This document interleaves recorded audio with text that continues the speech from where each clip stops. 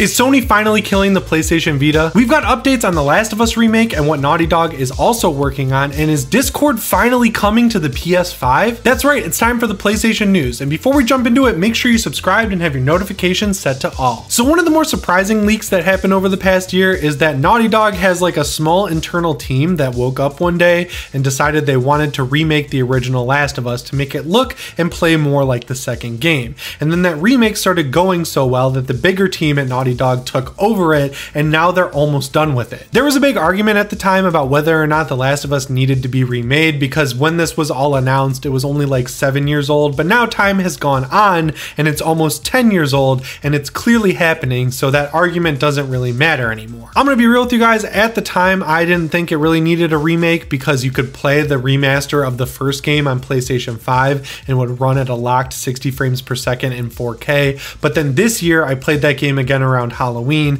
and I started to see the cracks showing just a little bit. Like when you're walking down a pathway in a wooded area, that area you're on, like that path itself, will be super detailed and have a ton of foliage, but if you just look a few feet off into the distance, you realize that the backgrounds are like PNGs that don't necessarily look like big worlds. Obviously that was a lot easier to hide back on the PS3 and even on the PS4, but now that we've had The Last of Us Part 2, which is way more open than the first game and a lot more cinematic, you can totally see how much games have advanced since that first game. And while personally I think the combat is really good in the first Last of Us, it is even better in the second game. So if they can figure out how to work in the weapon upgrade system, some of the stealth stuff, and especially the animations, I think as a whole, that's going to help The Last of Us Part 1's remake justify its existence. And really, it's going to come out, and if it's anything like the Resident Evil 2 remake or the Resident Evil 3 remake, I think people are going to be really excited to check it out. And for those of you out there who are not convinced this is happening, we actually might have gotten a glimpse of it just the other day. So Sony did a CES press conference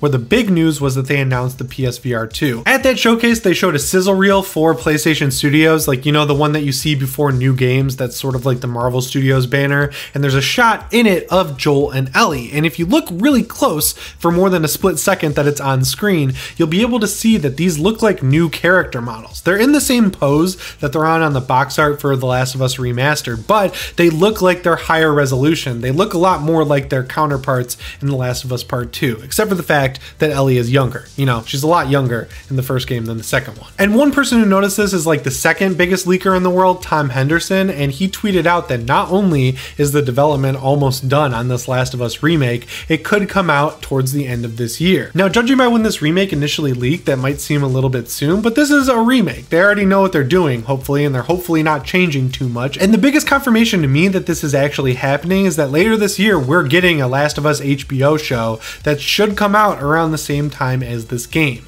Now, the interesting thing is that we also know Naughty Dog is working on a multiplayer game for The Last of Us, so wouldn't it be sweet if they did a PS5 version of The Last of Us Part 2 that also came packaged with this remake of the first game and the multiplayer game they've been working on, like a huge Last of Us director's cut collection type thing? I would be super stoked to see that come out. I could see Sony doing it too. And thankfully there are plenty of different places where this could be announced. Unfortunately, it doesn't look like Sony is bringing back PlayStation Experience, but we also know Summer Games Fest is happening again, so Jeff Keighley could announce it, or maybe even Sony could do a huge showcase this summer like they did the past 2 years. The possibilities here are crazy. I'm pretty sure this is real, so I feel like at this point all we got to do is wait. I just really hope they don't change anything in the story, because that game, as far as I'm concerned, has as close to a perfect story as you can get. But yeah, speaking of the PlayStation Showcase, during that event, Neil Druckmann actually got on stage.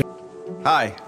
As you can imagine, this is an exciting time for us at Naughty Dog. And announced that Naughty Dog is working on not one, but 2 games right now, which is awesome. The first game, I'm pretty sure, is that Last of Us multiplayer game that started out as factions for The Last of Us Part 2 and then evolved into a bigger experience, like a full-on new game. But the second game, I'm totally stumped on. We know that Uncharted 5 is happening, but all the reports we've heard about that state that it's not happening internally at Naughty Dog and that it's actually happening in a new team at San Diego Studio. The people who work on MLB The Show. We've also heard that Ben's studio has worked on it at some capacity, but I don't know if when they were taken off of it, it went back to Naughty Dog. That's still interesting, but I don't think that would be their second game. I hope what they're working on is a new IP, because we haven't seen one of those since the original Last of Us, which again is almost 10 years old, and I just want to see something new from Naughty Dog. We know they're also probably are at least starting like pre-production on The Last of Us Part 3, but I wouldn't consider pre-production to be active development. So yeah, with that in mind, I'd love to hear what you think they should be working on down in the comments below. Another game I've seen a lot of people say they want to come back is Jak and Daxter, but if you look at the history of what Neil Druckmann and Naughty Dog have said, they've tried to make Jak 4 work, but like it doesn't really translate well to higher resolution graphics. I know that kind of seems like a cop-out excuse. I'm not really the biggest Jak and Daxter fan anyway, so I really want them to just focus on a new IP. I know at one point, I think they were supposed to be working on a space game or something like that. They've sort of teased stuff like that in The Last of Us Part 2, so I could see them doing something like that maybe. But we also know that Santa Monica Studio had a space game in development for a really long time that got canceled, so maybe Sony is just not wanting to work on stuff like that. I like that we're at the point though where we've moved past the like sequelization of the games industry, and we know that these big studios like Naughty Dog are hopefully working on new stuff again. Like we're getting Starfield from Bethesda this year, which is great. It's a new IP. I want to see these other studios get some new IPs in active development. Speaking of new games that aren't sequels though, one game that people are really looking forward to is Hogwarts Legacy. It was actually supposed to be out last year, and I feel like when Warner Brothers saw how big the hype was for it, they pulled it back and delayed it, and then they got Sumo Digital to come in and help Avalanche finish the game. And recently an industry insider noticed that Avalanche Studios is hiring for a bunch of roles that are things you do towards the end of a game's development. Stuff like putting graphics on the screen, or text in the loading screens, or localization, which is like re-recording all the dialogue in different languages. You know, all the stuff you do once the game is finished. Under the tweet where he showed off all these job listings, he also said that the support from Sumo Digital seems to have helped the game really get across the finish line, and that it's still on track for this year, and we could be seeing it like a release date a lot sooner than we think. Now to me, Harry Potter is definitely like a Christmas game because Christmas is such a focus in the actual movies, but if this is something that they could have polished up to come out in the middle of the summer when no one else really releases games, I think that would be a great time to release it. Also, as far as I know, this is going to be a next-gen exclusive, and those are few and far between at this point, so getting that around the middle of the summer would be a great way to get people excited to pick up next-gen consoles, at least if they can find them. Of course, while these job listings are definitely real, this industry insider could be totally making up that a release date is getting announced soon, so take it with a little bit of a grain of salt, but we've been waiting for this game so long, and it was actually supposed to come out last year, so I feel like either way, he's going to be right in the long run. I don't feel like we're gonna have to wait that much longer for this game. So one of the craziest things that happened last year is that Discord was about to sell itself to Microsoft, and then at the last second they pulled out, stayed an independent company, and then Sony ended up investing in Discord. Now Sony didn't buy the company outright, so that's why you could eventually see Xbox and Discord partner up in the future, at least on something, but as of right now, it looks like Discord is going to end up coming to the PS5. Some hackers were digging through the new version of the Discord app, and they found out that it's already basically baked into the Discord app on PC to connect your PlayStation account to the service. Now you can already connect other services like Steam and Spotify, but PlayStation has been absent for a really long time. And why you would do that is if you're playing a game on Steam, right? Like you're playing Destiny 2 or something like that, your friends will see, it'll say like Jimmy is playing Destiny 2. So if you can connect your PlayStation account to Discord, it could show what you're doing on the device. But knowing that Sony has invested all of this money into Discord has basically got people thinking, is Discord going to come to the PlayStation? Now I know at first it might seem weird because they already have PSN chat on the actual PS5 and PS4, but having Discord integrated would be sweet because you could be able to talk to your friends across different devices, and it would make it easier with online games like Destiny or Fortnite that have crossplay if everyone can just be on Discord on the console they're on, instead of needing like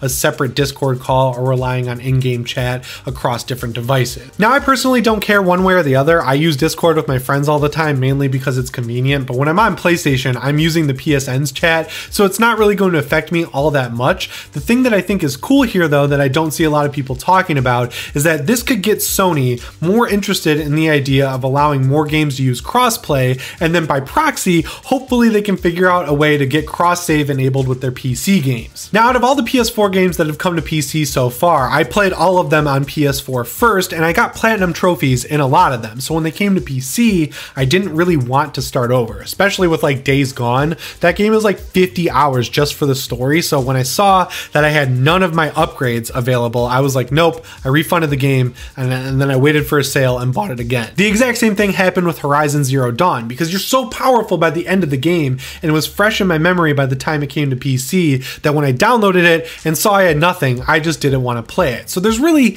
no reason why Sony shouldn't let us take our saves from the PS4 and just use the cloud save that we already pay for on the PSN to download and transfer them to PC. Like both of those games, Days Gone and Horizon Zero Dawn, I would have easily started over and played through the entire thing again if I could have used my save from the PlayStation and have New Game Plus, you know? That's kind of like the best part of playing on the Xbox app, is that if I load up Psychonauts 2 on my Xbox Series X and then get on my Xbox app on PC, my save is right there, and I can take my gaming laptop wherever I want and have all my saves pick up. There's really no reason, again, why Sony shouldn't have a feature like this, but if they're opening up with Discord and allowing people to talk between different consoles, I think that could open their mind to making their console and their games more accessible to people on PC. I mean, they're releasing them there anyway. But yeah, long story short, wrapping this back around here, Discord already has PlayStation support baked into the app, so it seems like we're at the point where Sony just needs to flip a switch to turn it on, and that's awesome. What I have for you guys today is definitely a bummer, because it looks like Sony is finally winding down the support for the PlayStation Vita, like completely. So over the summer, Sony made a ton of waves when they said they were shutting down the PS Vita store, because there were actually a few developers still working on games for the PS Vita. Now, we all know they quickly changed their mind, but it turned out the reason they were willing to shut down the PS Vita store so quickly is because there was actually a hack for the device that allowed you to go on the PlayStation store and download any game you wanted for the Vita for free. So on the one hand, I'm like, why would you shut the store down? And on the other, I'm like, all right, if people are figuring out how to pirate every game that the console ever had released for it, I feel like you're a little bit justified there in shutting down the store and just forcing people to rely on physical games. They've been pretty quiet about the whole thing since then, and now it looks like they're testing the waters, because two of the most popular games on the Vita, Soul Sacrifice Delta and Freedom Wars, just had their online multiplayer servers shut down without warning. Like Sony just turned them off, and now you can't play online anymore. Now, surprisingly, both of those games had online communities that are upset because they can't play their games anymore that they liked playing, but there's also another frustrating thing, which is that there's trophies that are linked to multiplayer in both of those games that you can just no longer get. So it would have been nice if Sony at least gave a few days of notice before shutting down the servers completely. But the reason a lot of people think this is a test is because they were two of the very few first-party exclusive games for the PS Vita, and Sony just shut down the servers out of nowhere. And interestingly, only a couple websites wrote this up. Like, I've only seen about 2 total actually say anything, and if you look at the replies underneath the tweets, no one is even talking about it. So knowing that, it seems like people have finally moved on from defending the Vita's online services, and I wouldn't be surprised if by the end of the year you see everything just shut down completely. It's a pretty big bummer, but it's honestly surprising that the Vita lasted as long as it did. I mean, it just turned 10 years old, which is crazy. And I was shocked a couple months ago when I did a video where I compared it to the Switch OLED, how many different things it does that the Switch OLED doesn't. Like, you get trophies and you get cross-game chat on the PS Vita, and you need a separate app on your phone to do that on the Switch OLED. That console was way ahead of its time. Unfortunately, it seems like Sony has completely given up on the dream of making a really good handheld though, because they just patented this weird thing that's like a DualShock 4 cut in half that works like Joy-Cons with your iPhone. And I kind of understand why they would be more focused on that, because if you keep everything in the cloud and not on the device, it's way less easy to hack.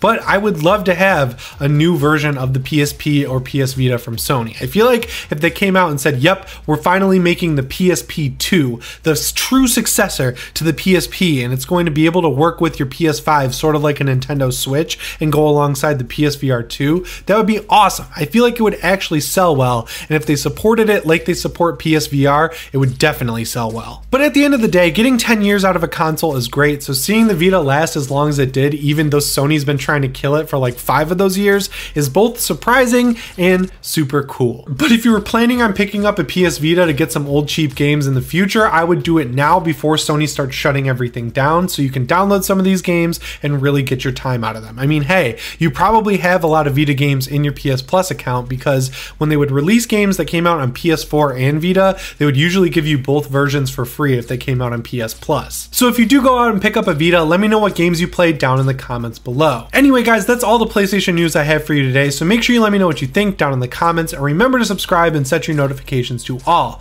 As always, my name is Jimmy Champagne, and I'll see you you in the next one. Thanks for watching.